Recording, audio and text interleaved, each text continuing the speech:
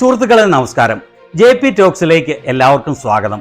നമ്മുടെ രാജ്യത്തെ യുവതലമുറ ഇന്ന് എങ്ങോട്ടാണ് പോകുന്നത്? രാപ്പകൽ ഇരുന്ന് പഠിച്ച് പരീക്ഷ എഴുതുന്ന ലക്ഷക്കണക്കിന് കുട്ടികളുടെ ഭാവി വെച്ച് മോദിയും കൂട്ടരും യാതൊരു മടിയും കൂടാതെ ക്രൂരമായി പന്താടുകയാണ്. അതെ, ഞാൻ പറയുന്നത് ഇന്ത്യയിലെ വിദ്യാഭ്യാസ രംഗത്തെ പൂർണ്ണമായി തകർത്തുകൊണ്ടിരിക്കുന്ന പേപ്പർ ലീക്കുകളെ കുറിച്ചാണ്. നീറ്റ് പരീക്ഷയാകട്ടെ, CBSE പരീക്ഷയാകട്ടെ, രാജ്യത്തെ എല്ലാ വലിയ പരീക്ഷകളും ഇപ്പോൾ വെറുമൊരു വഴിപാടായി മാറിയിരിക്കുന്നു. എന്നാൽ ഇതൊന്നും കാണാതെ എന്തു ചോദിച്ചാലും മറുപടി പറയാതെ ക്യാമറയ്ക്ക് മുന്നിൽ വന്ന് വലിയ പ്രസംഗങ്ങൾ നടത്താൻ മാത്രം അറിയുന്ന ഒരു പ്രധാനമന്ത്രിയാണ് നമുക്കുള്ളത്. സാക്ഷാൽ നരേന്ദ്ര ദാമോദർദാസ് മോദി. പരീക്ഷാ പേപ്പർ ചോർച്ച തടയാനോ രാജ്യത്തെ തകരുന്ന സമ്പദ് വ്യവസ്ഥയെ നേരെയാക്കാനോ ഈ മനുഷ്യന് ഒരു ക്ലൂവുമില്ല എന്നതാണ് യാഥാർത്ഥ്യം. ക്ലൂ ഇല്ലെന്ന് മാത്രമല്ല, അതിന് യാതൊരു താല്പര്യവുമില്ല എന്ന് വളരെ വ്യക്തമാണ്.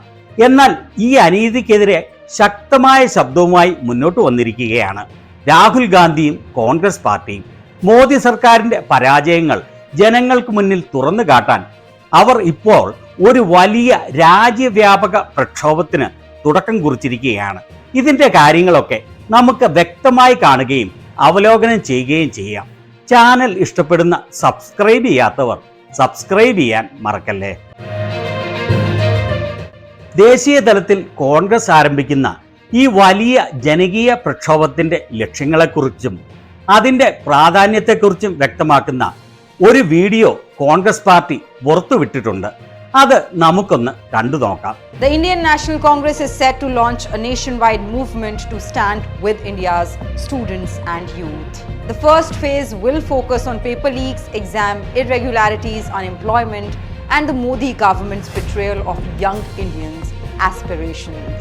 As a part of this campaign, leader of opposition Rahul Gandhi ji will once again engage directly with students and job aspirants through major conventions, beginning with Kota on 17th of June, followed by Allahabad on 10th of July, Patna on 11th of July, and Delhi on 14th of July. The conventions will bring together students, aspirants, youth organizations, and educators affected by paper leaks, exam irregularities, rising costs, and the deepening jobs crisis. A nationwide outreach across campuses, coaching centers, universities, schools, youth hubs, social media, live screenings, and direct engagement will take the campaign to every corner of the country. The goal is to provide a platform for students to share their experiences, unite beyond political affiliations, and demand a fair, transparent, and accountable education and recruitment system. This builds on nearly 60 protests led by the Congress, IYC, and NSUI over the past 30 days. The campaign will now expand to PCCs, DCCs, and local units, sending a clear message.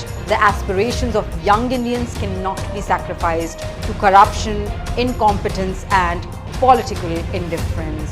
It will demand decentralization of NEET, abolition of examination fees, strict action against paper leak rackets, accountability at the highest levels including the resignation of the Union Education Minister, and legislative action in Parliament to secure the rights and future of India's youth.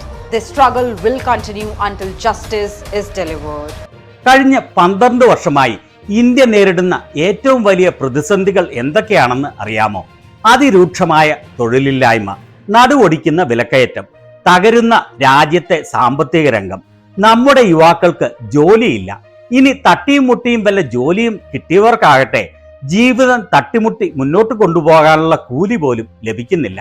കഴിഞ്ഞ 12 വർഷമായി രാജ്യത്തെ ഭൂരിഭാഗം മേഖലകളിലും ശമ്പളം ഒരടി പോലും മുന്നോട്ട് പോകാതെ അതേ നിലയിൽ നിൽക്കുകയാണ്. ബഹുഭൂരിപക്ഷം ആളുകൾക്കും തങ്ങളുടെ വിദ്യാഭ്യാസത്തിന് യോജിച്ച തൊഴിൽ രാജ്യത്ത് ലഭ്യമല്ല. ഇതിനെല്ലാം പുറമെയാണ് സാധാരണക്കാരന്റെ നടുവൊടിക്കുന്ന ആകാശം മുട്ടുന്ന വിലക്കയറ്റം. രാജ്യത്തെ സാധാരണക്കാരുടെ പോക്കറ്റ് അടിക്കുന്ന കാര്യത്തിൽ ഈ മോദി സർക്കാർ നമ്പർ 1 ആണ്. സത്യം പറഞ്ഞാൽ സാമ്പത്തിക ശാസ്ത്രത്തിന്റെ ABCD പോലും അറിയാത്ത ഒരാളാണ് നമ്മുടെ പ്രധാനമന്ത്രി കസേരയിൽ ഇരിക്കുന്ന മോദി.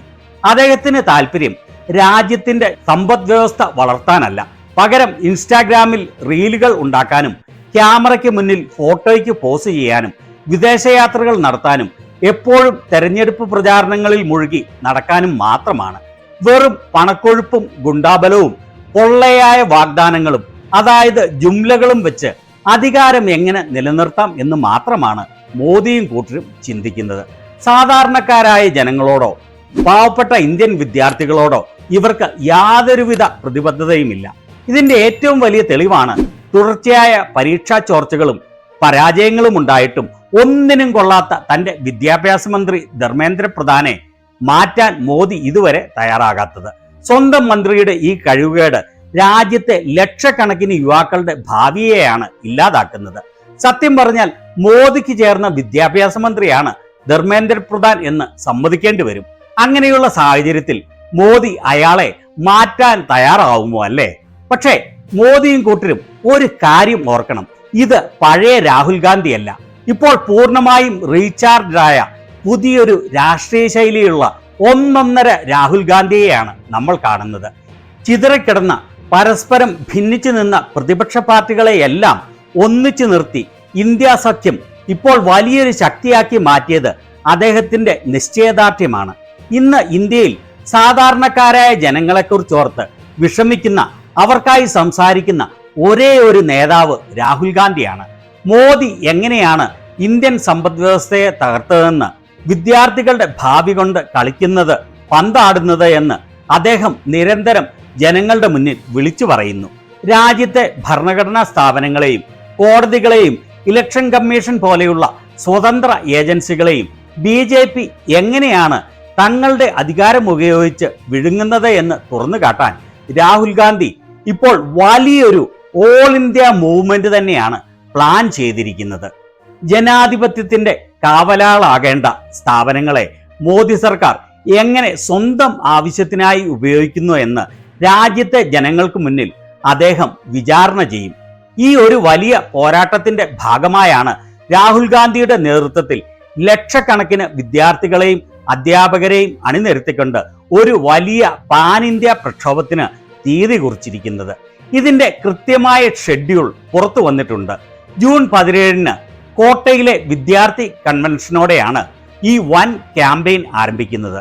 തുടർന്ന് ജൂലൈ 10-ന് പ്രയാഗ്രാജിലും ജൂലൈ 11-ന് പാറ്റ്നയിലും ഒടുവിൽ ജൂലൈ 14-ന് രാജ്യ തലസ്ഥാനമായ ഡൽഹിയിലും വലിയ ജനമുന്നേറ്റം നടക്കും.